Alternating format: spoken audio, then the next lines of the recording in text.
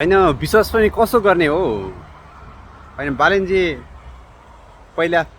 मलाई बोल्न दे सरकार भन्नुहुन्थ्यो अहिले सरकार आएपछि उहाँ बोल्नुहुन्न चुपचाप अब प्रतिपक्षीहरूले अब हाम्रो बालेनजीको एक शब्द सुन्नलाई मरिहत्ते रहेछ केही त बोल भनेर पुरै आन्दोलन गरिसकेको छ सभागृह सबैले बङ खान्न थालिसकेको छ केही पनि बोल्दैन उता रवि लामिछाने निल्ल परिरहेछ के गर्नु अहिले साँच्ची नै भन्दाखेरि सबैभन्दा निरीह भनेको चाहिँ रवि लामिछाने भएको छ कि बालेन भनेको चाहिँ कस्तो भइसक्यो भने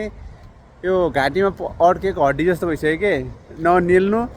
न ओकोल्नु के गर्ने अब भन्नु भने केही उसको सल्लाह सुन्ने होइन अब बालेनको हातमा गइसकेको छ सबै पार्टीहरू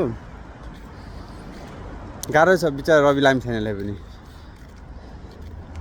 र हाम्रोतिर त एउटा उखानै छ कि मरेको मधिसेले जिउँदो पहाडेलाई लुटिदिन्छ भन्छ के भनेको यति बाटो हुन्छ मधिसेहरू पहाडेहरूलाई त आउट गरिदिन्छ भन्ने उखान छ नि यो उखान मात्रै होइन साँचो हो यो एकदम